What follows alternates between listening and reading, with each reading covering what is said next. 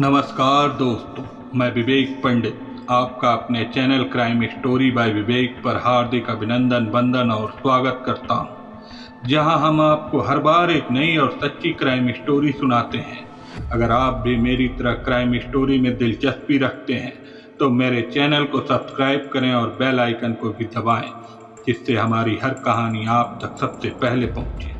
दोस्तों, आज हम एक ऐसे सनसनीखेज क्राइम स्टोरी को विस्तार से खोलने जा रहे हैं जो 2019 में दिल्ली के पास इलाके बसंत विहार में घटी। यह कहानी शुरू होती है एक शांत सुबह से, जब एक फ्लैट का दरवाजा खुलता है और अंदर का दृश्य किसी भी इंसान को हिलाकर रख दे। 3 लाशें खून से लथपथ, एक बुजुर्ग दंपत्ति और उनकी नौकरानी, तीनों की गला रेत कर बेरहमी से हत्या।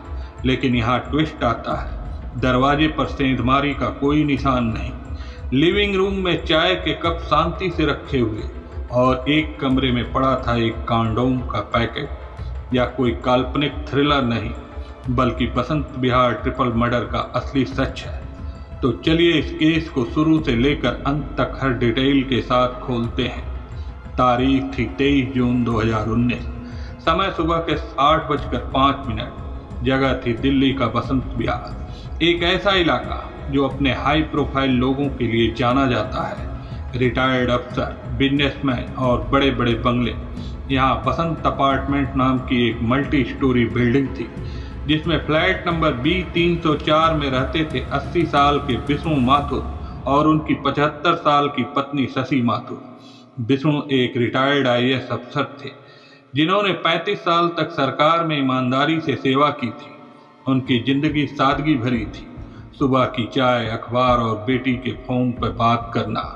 शशि, जो कभी NDMC में सीनियर क्लर्क थी, अब उम्र में और गठिया की बीमारी की वजह से बिस्तर से मुश्किल से उठ पाती थी। उनकी देखभाल के लिए थी 20 साल की खुशबू नौटियाल, जो उत्तराखंड के पौड़ी गढ़वाल से थी। खुशबू पिछले 2 साल से उनके साथ फुल टाइम हेल्पर के तौर पर रह रही थी। वह सुबह शशि को दवा देती, नाश्ता बनाती और घर के छोटे मोटे काम संभालती थी। उस सुबह पार्ट टाइम मेड बबली अपने रोज के समय पर काम के लिए पहुंची। बबली 32 साल की थी और पिछले 5 साल से माथुर परिवार के लिए काम कर रही थी। उसका रूटीन था सुबह 8 बजे आना, झाड़ू पोछा करना और 9:30 बजे तक चले जाना। उसने डोरबेल बजाई। पहली बार कोई जवाब नहीं, दूसरी बार बजाई, फिर भी सन्नाटा। उसने सोचा शायद सब सो रहे हैं, क्योंकि शनिवार की रात थी तो देर तक जागना आम बात हो सकती है। उसने अपनी चाबी निकाली, एक डुप्लीकेट चाबी जो विष्णु ने उसे दी थी, ताकि वह जरूरत पड़ने पर अंदर आ सके। जैसे ही उसने दरवाजा खोला, अंदर का नजारा देखकर उसके हाथ से चाबी छूट गई। लिविंग रूम में खुशबू की लाश पड़ी थी। उसके गले से खून बह रहा था, आंखें खुली हुई और हाथ में चाय का कप टूटा हुआ। बबली ने डरते हुए बेडरूम की तरफ देखा। वहां विष्णु और शशि की लाशें थी। विष्णु का गला 18 बार चाकू से काटा गया था। उनके चश्मे खून से सने हुए थे। शशि का सिर तकिए पर था, लेकिन गले से खून बहकर बिस्तर लाल हो चुका था। बबली चीख पड़ी और बाहर भागी। पड़ोसियों को बुलाया और किसी ने 100 नंबर डायल कर पुलिस को खबर की। सुबह 8:45 तक बसंत विहार थाने की पुलिस मौके पर पहुंच गई। इंस्पेक्टर राकेश शर्मा ने टीम के साथ फ्लैट का मुआयना शुरू किया।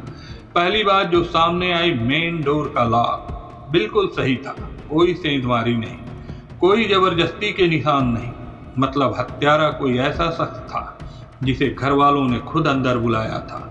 लिविंग रूम में एक छोटी मेज पर 3 चाय के कप रखे थे।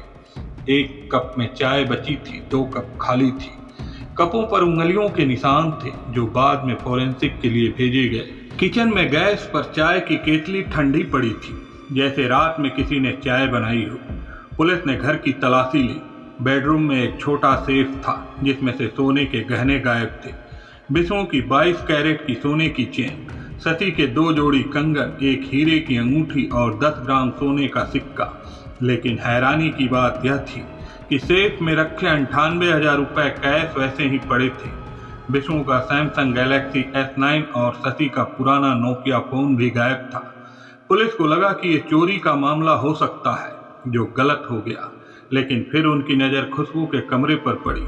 वहाँ एक सस्ता सिंगल बेड था, एक छोटी अलमारी और बेड के नीचे एक कंडोम का पैकेट, मैन फोर्स ब्रांड का, जिसमें एक कंडोम इस्तेमाल हुआ था। यहाँ सवाल उठा, क्या खुशबू का कोई बॉयफ्रेंड था या ये कोई गलत ट्रैक था? पड़ोसियों से पूछताछ हुई। एक पड़ोसी थे रमेश गुप्ता। उन्होंने बताया कि खुशबू का एक दोस्त संजय अक्सर आता था। संजय 24 साल का था और एक लोकल किराने की दुकान पर काम करता था और खुशबू उसे अपना राखी भाई बताती थी। पुलिस ने संजय को हिरासत में लिया। उससे 12 घंटे तक पूछताछ की, उसके दोस्तों से बात की, उसका फ़ोन चेक किया।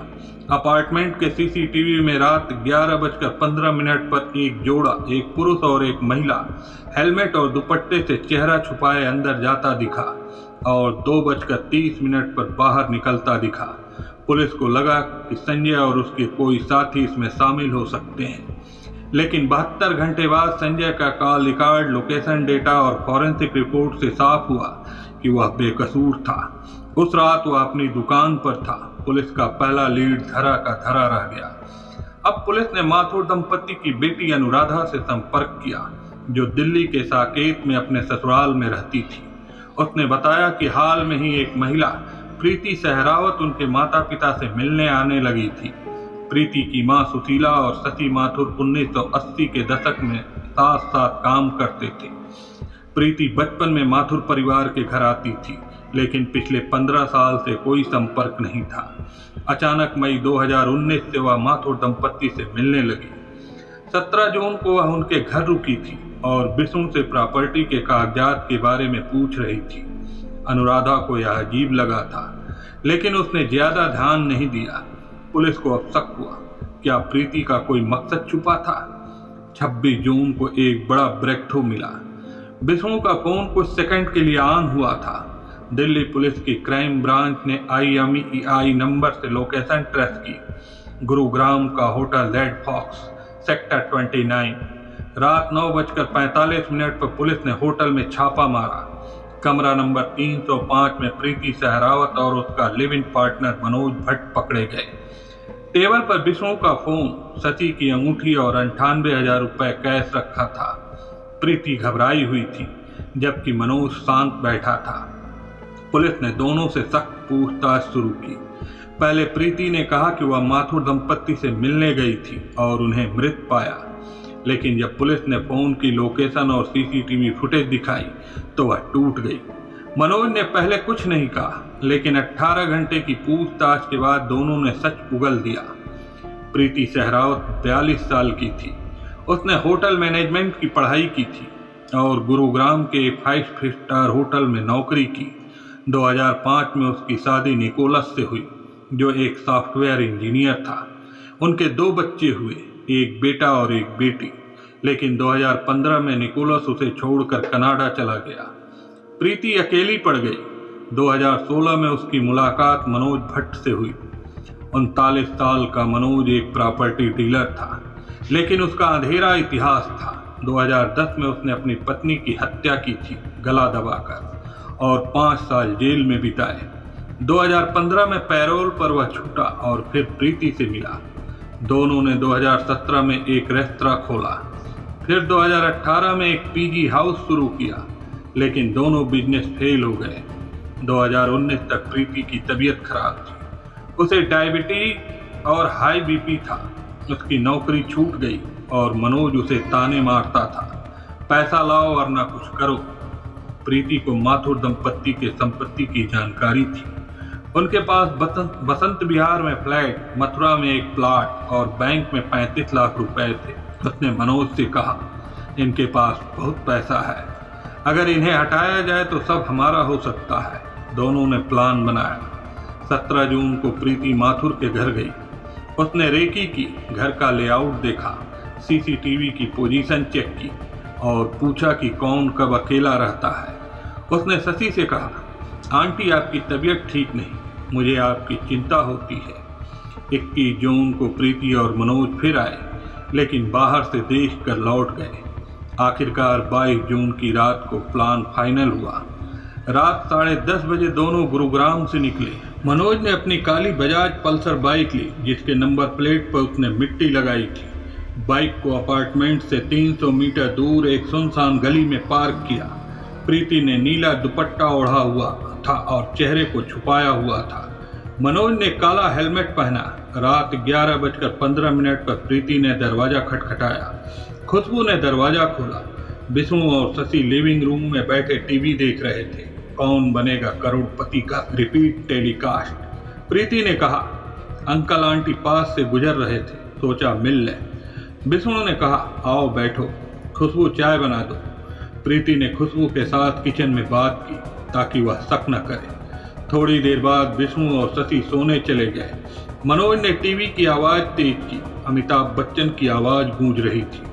उसने एक पेप्सी की बोतल निकाली जिसमें पहले से 60 ml देसी शराब मिलाई गई थी। उसने खुशबू को थोड़ा पीने को कहा, गर्मी है, ठंडा पी लो। खुशबू ने मना किया तो मनोज ने उसे चाय बनाने भेजा। जैसे ही खुशबू चाय लेकर लौटी, मनोज ने पीछे से उसका मुंह दबाया और चाकू से उसका गला 36 बार काटा। खून के छींटे दीवार तक पहुंच गए। खुशबू वहीं ढेर हो गई। फिर दोनों बेडरूम में गए। विष्णु गहरी नींद में थे। उनकी बगल में एक गिलास पानी और ब्लड प्रेशर की दवा रखी थी। मनोज ने पहले तकिए से उनका मुंह दबाया, फिर चाकू से गला काटा 18 बार, इतनी बेरहमी से कि गले की हड्डी दिखने लगी। शशि जाग गई और चीखने की कोशिश की, लेकिन प्रीति ने उनका मुंह दबाया और मनोज ने स्क्रू ड्राइवर से उनकी छाती में 4 बार वार किए, फिर चाकू से गला रेत दिया। दोनों की मौत तुरंत हो गई। हत्या के बाद दोनों ने घर लूटा, सेफ से गहने निकाले। विष्णु की 25 ग्राम की सोने की चैन, शशि के 40 ग्राम के सोने के कंगन, हीरे की 2 कैरेट की अंगूठी और एक 10 ग्राम का सोने का सिक्का। प्रॉपर्टी के कागजात एक लाल फाइल में थे, उसे भी लिया। दोनों के फोन निकाले। कैश को जानबूझकर छोड़ दिया ताकि चोरी का शक न जाए। फिर मनोज ने अपने बैग से कंडोम का पैकेट निकाला, मैनफोर्स स्ट्रॉबेरी फ्लेवर, और एक कंडोम को हल्का खोलकर खुशबू के बेड के नीचे रखा। यह एक चाल थी ताकि पुलिस का ध्यान भटके। रात 2:30 पर दोनों बाहर निकले और बाइक से गुरुग्राम लौट गए। 23 जून की सुबह लाशें मिली। 24 जून को दोनों प्रीति के घर रुके, जहां बच्चों को बोर्डिंग स्कूल भेज दिया था। 25 जून को होटल लेड फॉक्स में शिफ्ट हुए। 26 जून की रात मनोज ने सोचा कि फ़ोन चेक कर लें, क्या उसमें कुछ ज़रूरी डेटा है। उसने विष्णु का फ़ोन ऑन किया, पासवर्ड डाला और बस 8 सेकंड में क्राइम ब्रांच ने लोकेशन पकड़ ली। रात 9:45 पर पुलिस ने होटल में छापा मारा और कमरे से दोनों को दबोच लिया। टेबल पर लूट का सामान बिखरा था, फोन, गहने और प्रॉपर्टी के कागजात। पुलिस ने पूछताछ की। प्रीति रोने लगी, मनोज शांत रहा। दोनों को एक खाली प्लाट पर ले जाया गया, गुरुग्राम के सेक्टर 56 में। वहां कचरे के ढेर में हथियार मिले, 12 इंच का चाकू और 8 इंच का स्क्रू ड्राइवर। दोनों पर खून के धब्बे लगे थे। पास ही 2 कंडोम का स्ट्रिप पड़ा था। फॉरेंसिक ने कंफर्म किया कि ये खुशबू के कमरे वाले पैकेट से मैच करते थे। मनोज ने कहा, मैंने सोचा था कि पुलिस को बेवकूफ़ बना दूंगा। जेल में सबूत छुपाना सीखा था, लेकिन उसकी चालाकी काम नहीं आई। पुलिस ने शानदार जांच की। सीसीटीवी, फॉरेंसिक, फोन ट्रैकिंग और गवाहों के बयान से सारा सच सामने आया। प्रीति और मनोज पर आईपीसी की धारा 302 हत्या, 394 लूट और 120 साजिश के तहत केस दर्ज हुआ। 2021 में दिल्ली की साकेत कोर्ट ने दोनों को उम्र कैद और 5 लाख रुपए जुर्माने की सजा सुनाई।